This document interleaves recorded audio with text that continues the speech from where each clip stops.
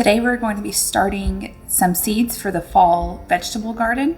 We'll be seeding broccoli, spinach, kale, and as a companion plant, calendula.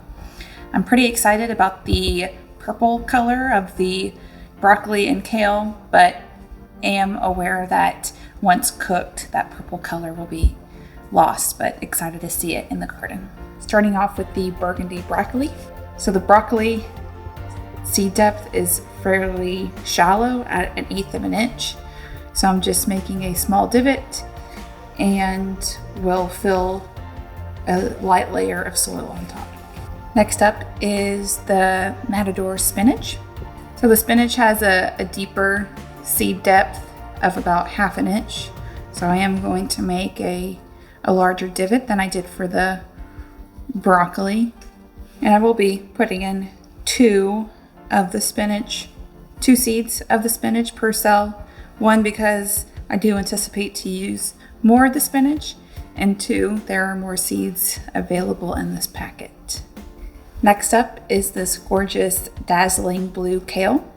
And the kale has a seed depth of about 1/4 of an inch.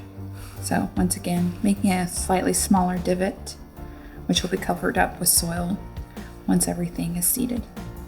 And these are smaller seeds. Like I said, I'm very excited to see this color in the garden. And finally is a zeolights calendula as my companion plant. The calendula has a seed depth of 1/4 of an inch to 1/2 of an inch.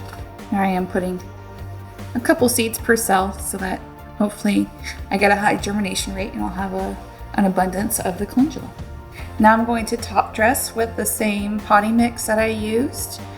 This is the Miracle-Gro seed starting potting mix, which has been a very successful mix for us.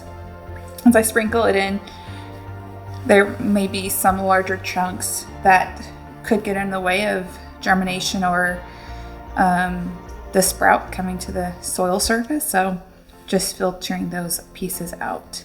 There aren't too many in this mix though. It is mid-October for our zone 9B. Temperatures have gotten below 90 degrees consistently. The next 10 days look to hold true for that. So I will be starting these seeds actually inside to give them more of a chance to germinate with a lower soil temperature.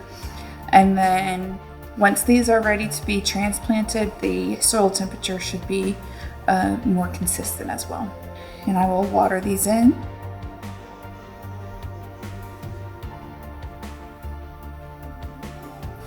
And of course, for the final touch, adding in an identification tag. So now I'm going to add the newly seeded trays to my 10 by 20 seed starting tray. I like to use this inside to keep the seed cells together, and also you can add water to the bottom of the tray, and as the seeds germinate, like my dill has germinated, it will start to wick up the water from underneath. If you're interested to see how we seeded this dill, check out our short from a couple weeks ago.